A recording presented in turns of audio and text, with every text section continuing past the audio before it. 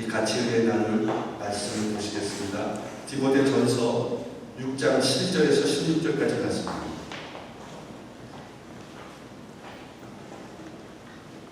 디모데전서 6장 11절에서 16절까지 말씀 우리 찾으셨으면 한 절씩 읽도록 하겠습니다. 오직 너 하나님의 사람아, 이것들을 피하고 의와 경건과 믿음과 사랑과 인내와 온유를 따르며 믿음의 선한 싸움을 싸우라. 영생을 취하라. 이를 위하여 우리가 불신을 받았고 많은 증인 앞에서 선한 증언을 받았다.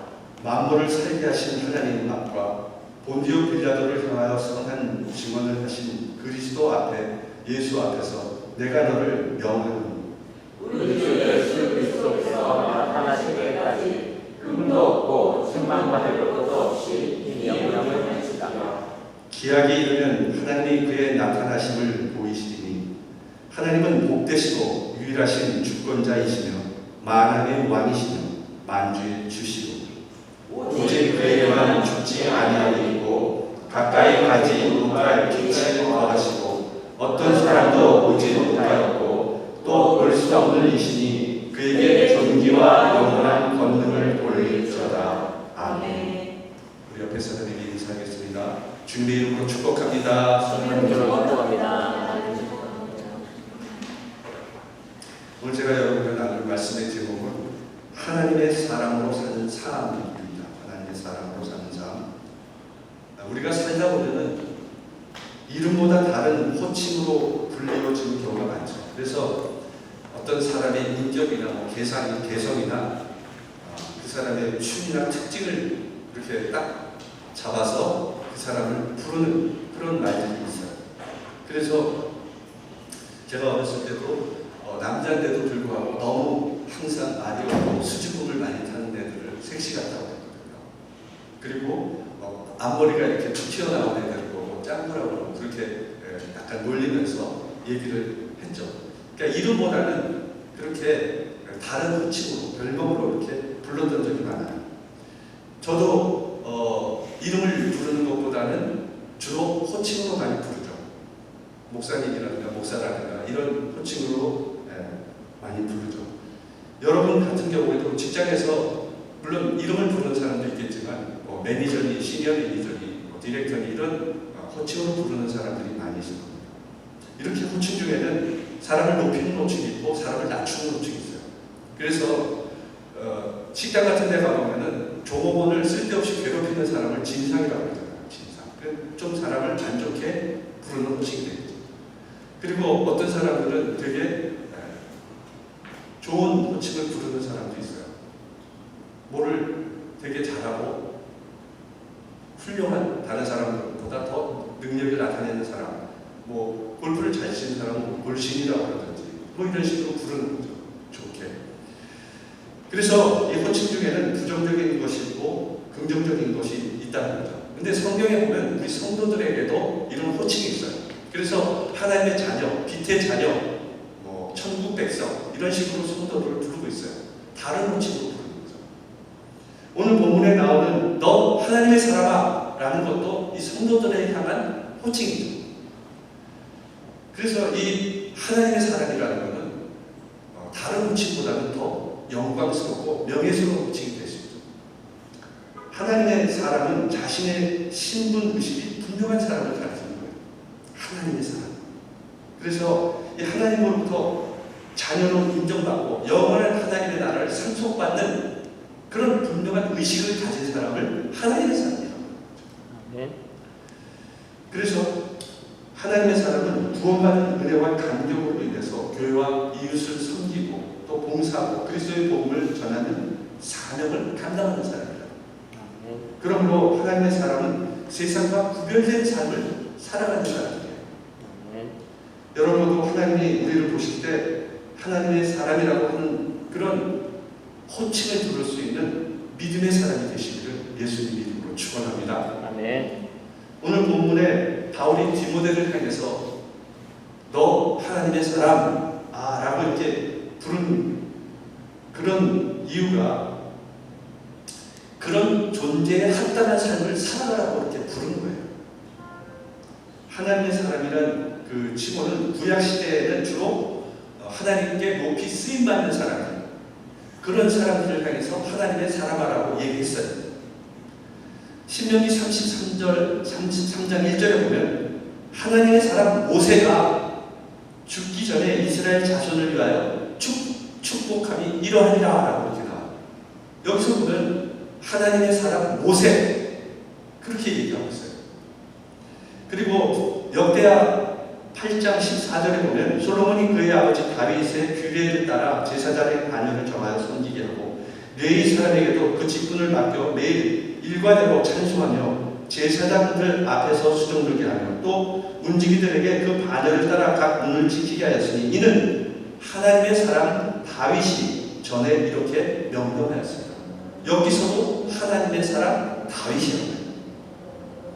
그리고 사무엘상 9장 8절에 보면 사환이 사울에게 다시 대답하여 이르되 보소서 내 손에 은 한 세겔의 4분의 1이 있으니 하나님의 사람에게 드려 우리의 길을 가르쳐달라 하겠나이다 라고 얘기를 하고 있어요. 여기서도 하나님의 사람이 나와요. 이것은 누구를 향해서 얘기하냐면 사무엘에게 하나님의 사람이라고 얘기를 합니다.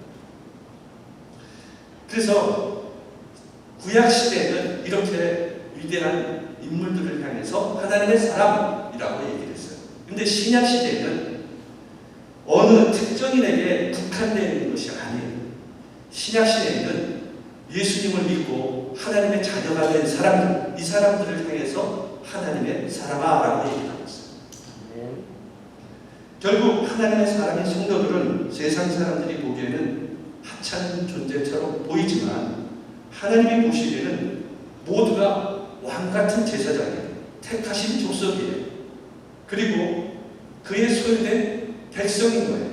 아멘. 신약에는 그렇게 하나님의 사람들을 얘기하고 있어요. 그러나 우리는 이 하나님의 사람이라는 이런 귀중한 그런 칭호를 부여받은 자임에도 불구하고 때로는 죄의 노예로 전락할 때가 있다는 거죠. 그렇기 때문에 바울은 디모데에게 하나님의 사람으로서 특별한 소명받은 목회자로서 사역을 하면서 일상 속에 가져야 할 태도, 이것을 우리에게 가르쳐주고 있다는 거예요. 그래서 이 삶의 태도는 꼭 하나님의 사람으로서 세상 속에서 구별된 그런 선지자나 목회자에 한정된 것이 아니에요. 오늘날에는 모든 성도에게 이 삶의 자세를 가지라고 권면하는 거죠. 오늘 본문 말씀을 통해서 하나님의 사람으로서 삶의 자세가 무엇인지 여러분과 함께 살펴보면서 은혜를 나누도록 하겠습니다. 첫째, 하나님의 사람으로서 삶의 자세는 하지 말 것을 하지 말라는 거죠. 11절에 보면 너 하나님의 사람아 이것을 피하고 라고 얘기하고 있어요. 이것을 피한다는 말을 하고 있는데 이것이 뭐냐면요, 오늘 본문에 나오는 말 바로 전에 말씀을 하는 거예요. 그래서 이 디모데전서 6장 3절에서 10절까지 말씀, 이것을 하지 말라는 거예요. 바울은 그래서 첫 번째로 얘기하는 게 교만을 경계하라고 했어요. 교만. 이 교만을 경계하는 이유가 뭐냐면 당시에 이 교회에 교만한 사람이 너무 많은 거예요. 그래서 가장 먼저 교만을 경계하라고 얘기했어요. 그리고 교만 때문에 교회에 자꾸 분쟁이 일어나고 다툼이 일어나는 거죠. 잠언서 21장 24절을 보면 무례하고 교만한 자를 이름하여 망령된 자라 하리니 이는 넘치는 교만으로 해답니다. 이 교만한 자에게는 무례함이 있다는 거였어요. 무례함. 그래서 이 교만한 사람은 안한 부인이거든요. 이게 무례한 거죠. 사람들을 무시하는 거죠. 그래서 어느 조직에서나 보면은 이 교만한 사람들을 통해서 이 조직이 자꾸 분란이 일어나요. 말을 무례하게 하고 남을 자꾸 무시하니까 이제 다툼이 일어나는 거죠. 그래서 다른 사람에게 상처를 주는 거죠. 아픔을 주는 거죠. 모든 사람은 다 똑같은 인격체인데 왜 그 사람을 무시하는 걸까요? 교만한 사람들을 보면 다른 사람보다 자신이 더 낫다고 생각하기 때문에 무시하는 거예요. 내가 다른 사람보다 뭐 조금 흑법이 나고 명물대를 나고 그래서 내가 아는 것이 많고 내 말이 다 옳다고 생각하니까 다른 사람 말을 대답을 듣지 않고 무시하는 거죠. 그리고 내가 재능이 많아요. 또 능력이 많아요. 또 할 줄 아는 것이 많으니까. 그리고 가진 것이 많아요. 재물이 많으니까 없는 사람들을 무시하는 거죠. 그렇게 무시하면서 무리한 행동을 하는 거죠. 보통 사람들은, 세상 사람들은 거의 다 대부분이 강자에게는 약해요. 그리고 약자한테는 강하죠. 이것이 교만이라는 거예요. 하나님은 철저하게 교만한 자를 미워하신다고 했어요. 베드로전서 5장 5절에 보면 하나님은 교만한 자를 대적하시되 겸손한 자들에게 은혜를 주십니다. 가장 큰 교만이 뭐냐면요, 하나님 앞에 교만한 거예요. 하나님 말씀을 따르지 않는 거죠. 자기 자신의 주장이 더 센 거예요. 그래서 말씀을 해도 믿지도 않고 듣지도 않아요. 교만한 거죠. 이 자는 결코 하나님이 그냥 두지 않는다고 했어요. 패망시킨다고 했어요. 넘어짐의 앞장이라고 했어요. 그래서 우리는 하나님의 말씀을 따라서 듣고 겸손한 자가 돼요. 잠언서 16장 18절에도 교만은 패망의 성공이요 거만한 마음은 넘어짐의 앞장이니라고 이렇게 얘기했어요. 교만한 사람은 결코 성공하지 못한다는 거예요. 여러분, 우리가 영적으로 성공하지 못하는 사람이 세상적으로 성공한다고 해서 성공일까요? 절대 그렇지 않습니다. 영적으로 교만한 사람이 결국 영적으로 무너지게 되면 그 사람은 세상에서 아무리 성공해도, 아무리 높은 위치에 있고 높은 권력을 가지고 있더라도 그 사람은 패망한 사람이에요. 영적으로 죽은 사람이에요. 그래서 가장 우리는 영적으로 교만한 사람이 되서는 안 돼요. 겸손한 사람이 돼야죠. 그러면 어떻게 겸손한 사람이 될 수 있을까요? 빌립보서 2장 3절에서 4절을 보면 아무 일에든지 다툼이나 허용을 하지 말고 오직 겸손한 마음으로 각각 자기보다 남을 낮게 여기고 각자 자기 일을 볼볼 뿐더러 또한 각각 다른 사람들의 일을 볼보아 나의 기쁨을 충만하게 하라. 이렇게 말씀하고 있어요. 자신을 낮추라는 것이 아니라 남을 나보다 더 낮게 여기라는 거예요. 그러니까 다른 사람을 더 귀중하게 여기라는 거예요. 그래서 그렇게 하면 겸손해질 수밖에 없잖아요. 다른 사람을 나보다 더 높이면 내가 겸손해질 수밖에 없죠. 그렇게 하라는 겁니다. 여러분, 그렇게 할 때 진짜 겸손한 모습이 몸에 배이게 되는 거예요. 나를 낮추고 다른 사람을 높이는 거. 이렇게 할 때 겸손이 몸에 배이게 되는 거죠. 예전에 골목식당이라는 그런 프로가 있었어요. 백종원의 골목식당. 지금은 안 하는데 거기 보면은 홍탁집이라는 식당이 나와요. 그래서 백종원이 그 어려운 식당에 매출도 없고 거의 폐업하기 직전에 식당을 여러 가지 리시피나 노하우를 가르쳐줘서 이렇게 식당을 잘 운영할 수 있도록 도와주는 그런 프로그램이었어요. 그런데 이 장사를 하는 그 장사의 그 사업주가 아들로 돼 있고 엄마가 식당에서 다 일을 하는 거예요. 아들은 맨날 놀고 있는 거예요. 그래서 장사를 되게 하려고 아들에게 다 비법을 가르쳐줬어요. 그랬더니 아들이 하겠다고 해놓고서 계속 게으름을 피는 거예요. 눈속임을 하는 거죠. 아무리 가르쳐내도 변화가 되지 않으니까 인터넷 게시판에 이런 글이 써 있었어요. 인간은 고쳐서 쓰는 게 아닙니다. 라는 게시판에 글이 써 올라갔어요. 하도 말을 안 들으니까. 사람들은 인간은 절대 변하지 않는다는 거예요. 모든 사람들이 거기 그 프로를 본 모든 사람들이 게시판에 계속 글을 올리는 거예요. 백종원 씨, 인간은 고쳐서 쓰는 게 아닙니다. 계속 글을 올리는 거예요. 그런데 이 백종원 씨는 포기하지 않았어요. 어머니를 보니까 너무 고생을 하는 거예요. 아들은 팽판이 놀고 엄마는 일을 하면서 갖가지 병을 다 달고 살면서 고생을 하는 거예요. 그래서 이 아들을 변화시키기 위해서 인격 모독적인 얘기를 막 합니다. 그리고 모멸감을 받을 정도로 그렇게 얘기를 해요. 무시하죠. 네가 뭔데? 그래서 이 아들이 마음속으로는 되게 아마 힘들었을 거예요. 당신이 뭔데 나한테 이런 모욕적인 얘기까지 하느냐? 내가 안 하면 되지. 그런 마음이 생겼을 수도 있어요. 되게 힘들었을 수도 있어요. 그런데 이 아들은 백종원 씨의 그 모욕적인 얘기를 듣고도 대답하지 않았어요. 왜? 그가 많은 경험을 갖고 나보다 더 낫기 때문에 그의 말에 순종했어요. 그의 말을 귀담아 들었어요. 그리고 변화됐어요. 그리고 열심히 하기 시작했죠. 그래서 매출도 올라가고 그 식당이 성공하게 되죠. 그래, 이런 얘기를 보면은 누군가 나에게 말을 하고 행동했을 때 기분이 나쁘고 화가 나는 이유는 뭐냐면은 그 사람이 나보다 못하기 때문에 그런 거예요. 나보다 못한 사람이 나를 무시하잖아요. 너무 화가 나는 거죠. 그런데 자기 인생의 롤모델이고 자기를 사랑하고 그리고 자기가 닮고 싶은 사람이 쓴소리를 해도 그 얘기를 귀담아 듣는다는 거죠. 그래서 그런 이유가 마음속에 무슨 이유가 있기 때문에 그러냐 생각해보면 그 사람이 나보다 더 낫기 때문에 그런다는 거죠. 교만한 마음이 있는 사람은요, 누군가 말을 다 듣질 않아요. 왜? 자기가 가장 위에 있다고 생각하기 때문에 절대 귀담아 듣지 않습니다. 그래서 말을 누가 하면은 자기에 대해서 이렇게 하라 저렇게 하라 지시를 하면은 빈정상하는 거죠. 기분이 나쁜 거예요. 교만한 사람. 그러므로 우리는 하나님 안에서 철저히 낮아져야 돼요. 겸손하셔야 돼요. 다른 사람을 존중하고 섬길 줄 알아야 돼요. 그 사람이 가지고 있는 능력이나 재물 때문에 그 사람을 섬기라는 것이 아니에요.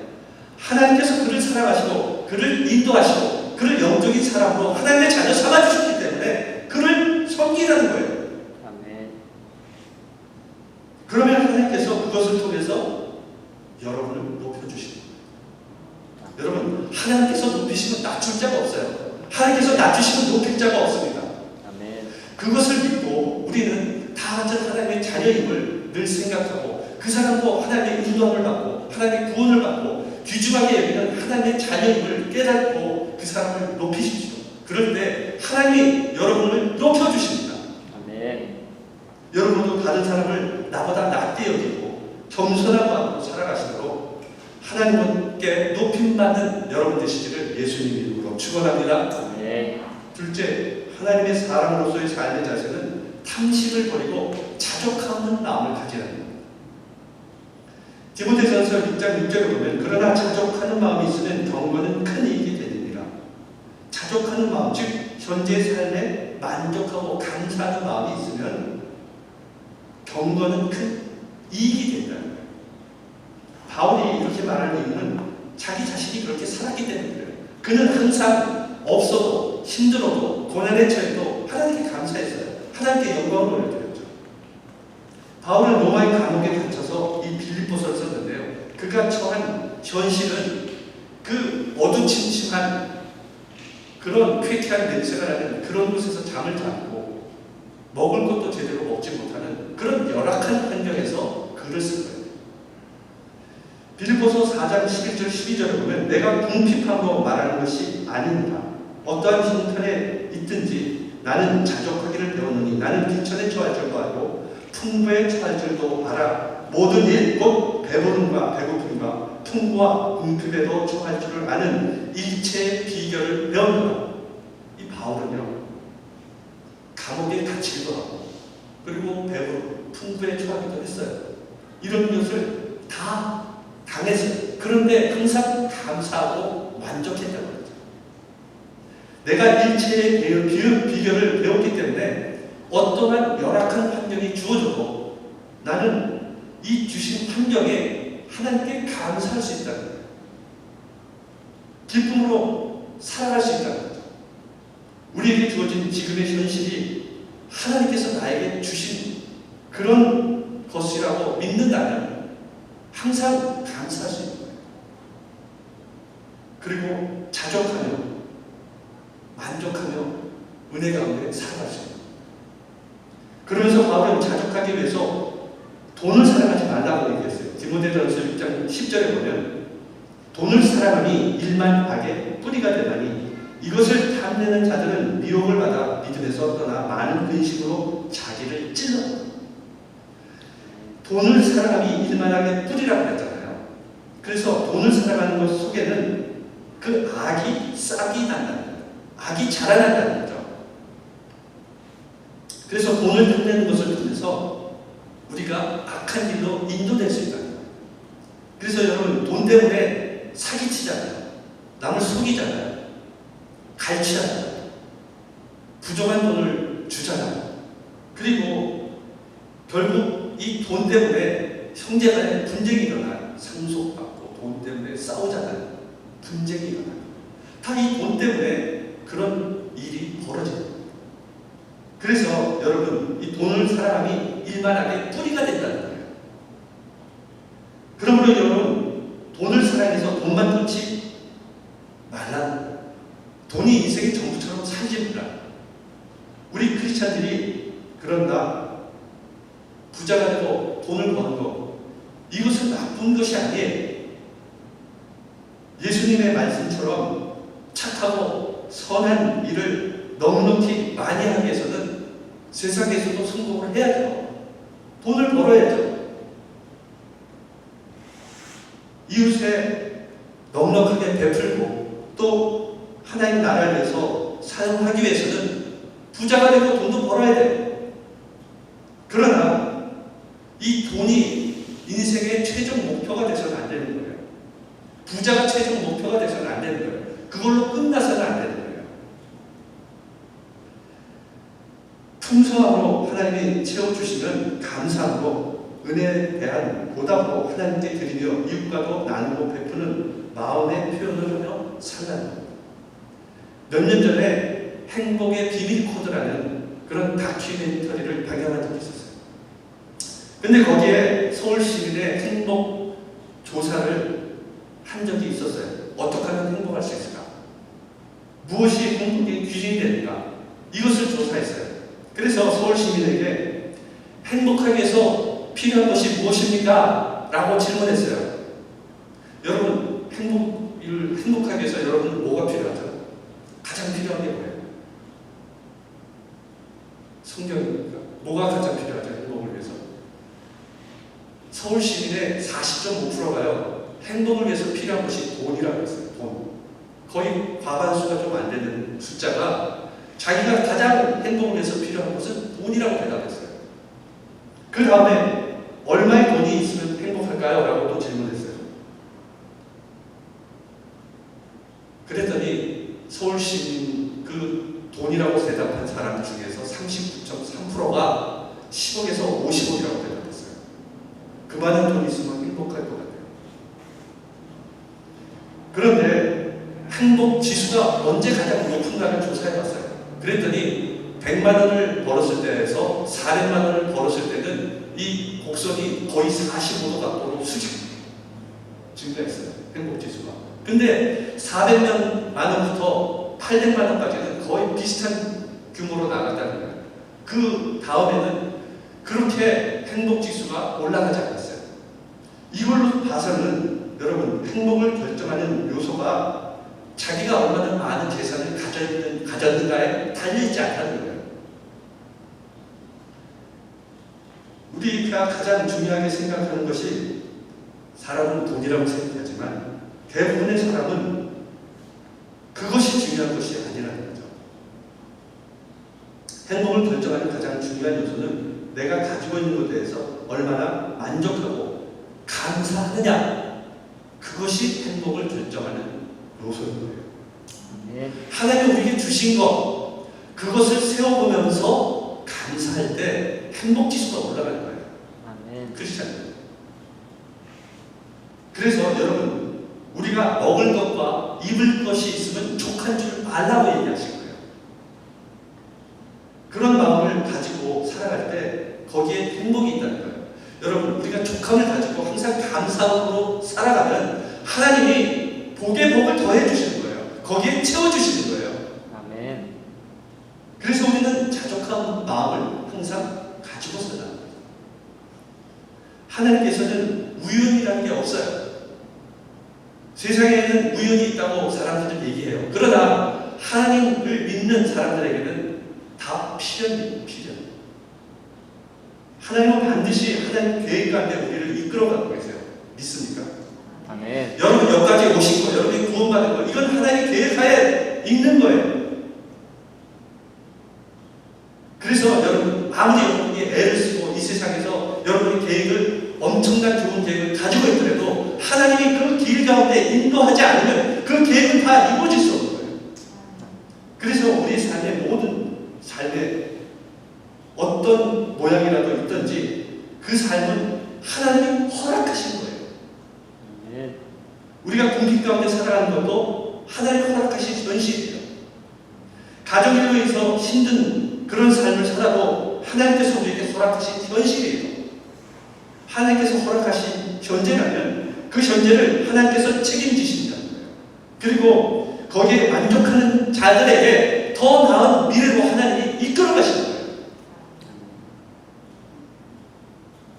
현재 하나님께서 허락하신 현실을 거부하고 원망하고 불평한다면 하나님의 은혜와 능력을 누릴 수 없는 겁니다. 여러분 모두 지금 하나님께서 우리에게 허락하신 삶에 만족하시고 자족하는 마음으로 살아가시고 하나님께서 예비한 그런 더 나은 축복을 날마다 누리며 살아가는 여러분 되시기를 예수님 이름으로 축원합니다. 셋째, 하나님의 사람으로 사는 삶의 자세는 믿음의 선한 싸움을 싸우며 영생을 취하는 일에 최선을 다해야 합니다.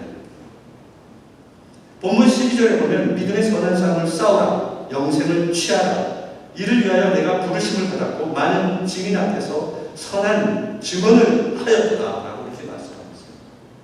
믿음의 선한 싸움을 싸우라는 것은 부르심의 상을 얻기 위해서 경주하라는 거죠. 그러면서 영생을 취하라는 거예요.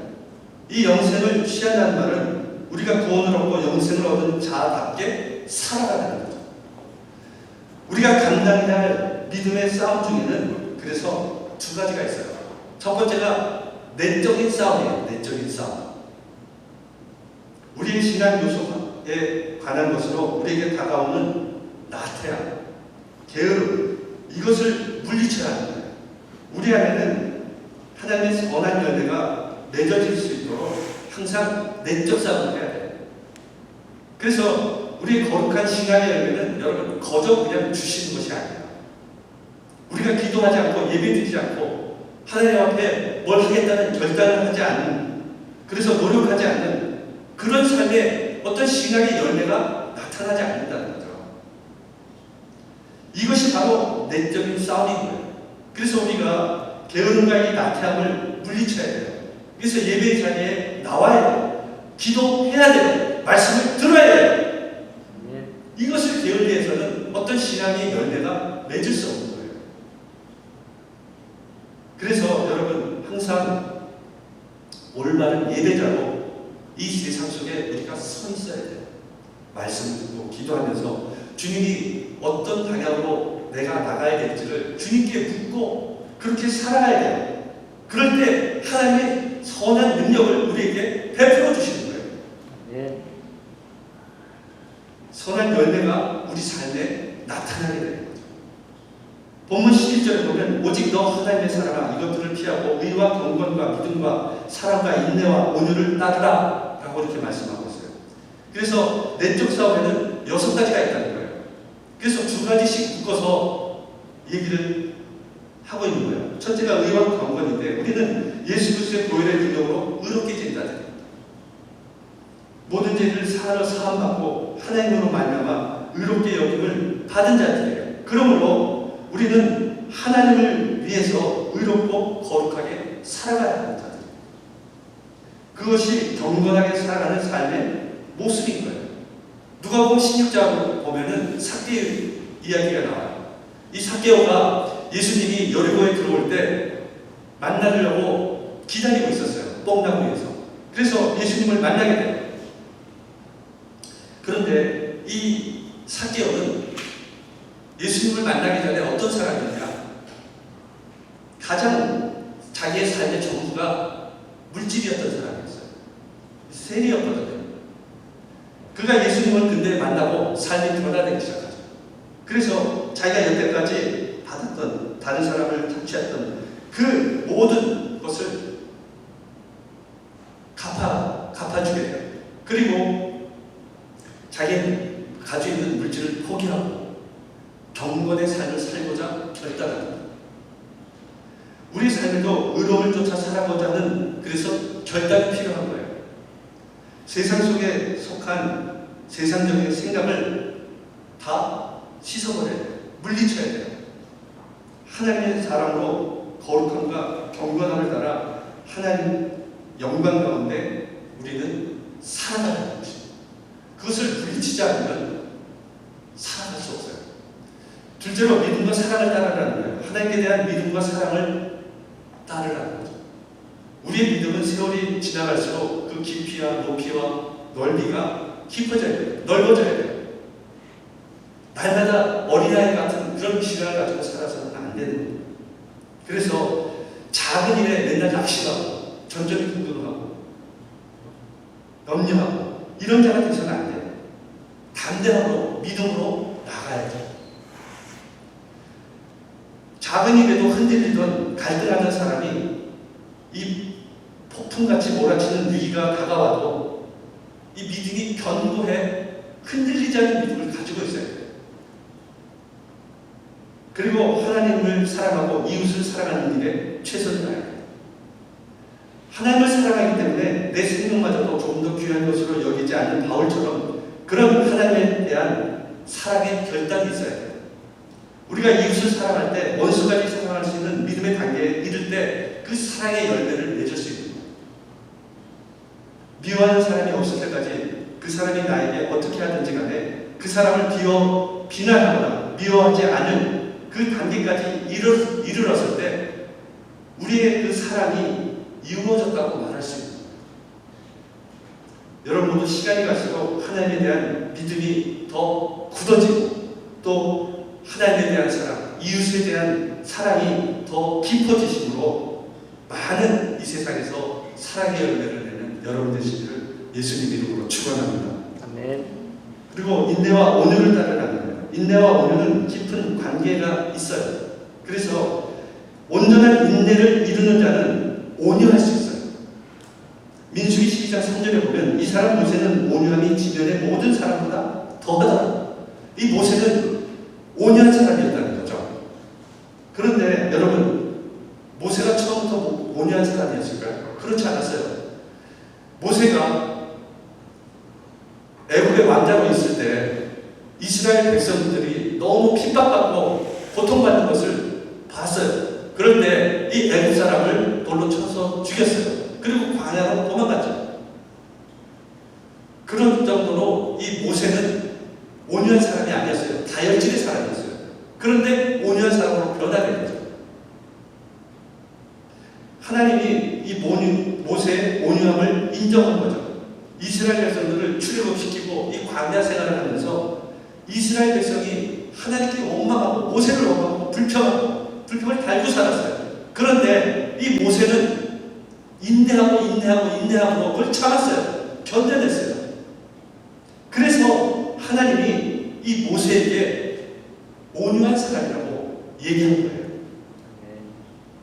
여러분 모두 모든 일에 온유함으로 살아가시고 작은 일에도 화를 내지 않고 어떤 고난에도 낙심하지 않으며 인내하심으로 하나님의 온유함을 닮아가는 여러분 되시기를 예수님 이름으로 축원합니다. 아멘. 둘째는 우리가 싸워야 할 왼쪽 싸움을 싸우라는 거예요. 이 왼쪽 싸움의 내용은 뭐냐면 내적 싸움은 우리가 나와의 싸움이었다면 왼쪽 싸움은 악한 영들과의 싸움이에요. 그래서 에베소서 6장 12절에 보면 우리의 씨름은 열과 육을 승리하는 것이 아니라 통치자들과 권세들과 이 어둠의 세상 주관자들과 하늘에 있는 악한 영들을 상대한다. 하나님은 우리에게 어떤 것이 관심이 있을까요? 우리의 영에 관심이 있어요. 그런데 사단마귀도 우리의 영에 관심이 있어요. 그런데 하나님은 우리 영을 살리시기 위해서 영에 관심이 있는 거예요. 그런데 사단마귀는 우리 영을 죽이기 위해서 관심이 있는 거죠. 그래서 하나님과 멀어지고 하나님을 믿지 못하게 하고 타락해서 지옥에 가도록 만들기 위해서 우리를 유혹하는 거죠. 이 사단마귀에 그래서 속삭임에 넘어가서는 안 되는 거예요. 뭐 예배를 대충 드려도 된다, 봉사 안 해도 된다, 열심히 한다고 누가 가르쳐 너를 알아주기나 하냐? 적당히 해, 적당히 봉사하고 적당히 주일 지키고 적당히 그렇게 적당히 하라는 거죠. 이렇게 사단마귀는 미혹하죠. 어떤 집사님이 경마장에서 경마를 하게 됐어요. 그러니까 재미 삼아 한 거죠, 처음에. 그런데 어떻게 하다 보니까 처음에 1등에 대장을 받은 거예요. 그래서 너무 흥분돼가지고 막 배팅을 더 하다 보니까 가지고 있는 돈이 점점 나가게 된 거예요. 그래서 집에 가서 자기의 돈을 점점 거기에 몰두하다 보니까 1등 하다는 그 욕심. 밖에 나가서 돈을 벌면 10배를 어디서 벌 수가 없는데 이건 한 번에 10배, 20배를 벌 수 있으니까 그 맛을 들여가지고 자기의 재산을 다 팔아서 투자한 거예요. 그래서 결국 집뿐 아니라 친구에게 빌린 돈까지 다 날리게 됐어요. 우리 신앙도 마찬가지라는 거예요. 우리 신앙은요, 처음부터 하나님과 완전히 담을 쌓고 멀어지는 것이 아니에요. 차츰 마귀의 유혹에 하나하나 우리가 삶을 내어주게 되면은 거기에 물들어서 타락하게 되는 거예요. 그래서 작은 것부터 시작해서 신앙을 점점 멀어지게 만드는 것이 사단마귀예요. 우리는 그런 영적 싸움에서 이기기 위해서 전신갑주를 입어야 한다는 겁니다. 성령과 말씀으로 충만해져야 돼요. 항상 예배를 삼아하고 기도하고 말씀을 듣는 귀를 열어둬야 해요. 그 안에 성령이 임재하실 수 있도록 그렇게 항상 주님을 섬겨야 돼요. 그럴 때 우리의 영적 싸움에서 승리할 수 있는 거예요. 그리고 하나님께 영광을 올려드릴 수 있는 겁니다. 하나님께서 지금 우리를 향해 너 하나님의 사람 그렇게 부르시기를 원하고 계세요. 여러분 모두 하나님으로부터 하나님의 사람이라는 그런 호칭에 합당한 자로 불리기 위해서 겸손한 사람이 되시고 자족하는 사람이 되시고 선한 싸움을 싸워 승리하심으로 의의 열매, 경건의 열매, 믿음과 사랑의 열매, 그리고 인내와 온유의 열매를 여러분 삶 가운데 풍성히 맺는 여러분 되시기를 예수님 이름으로 축원합니다. 기도하겠습니다.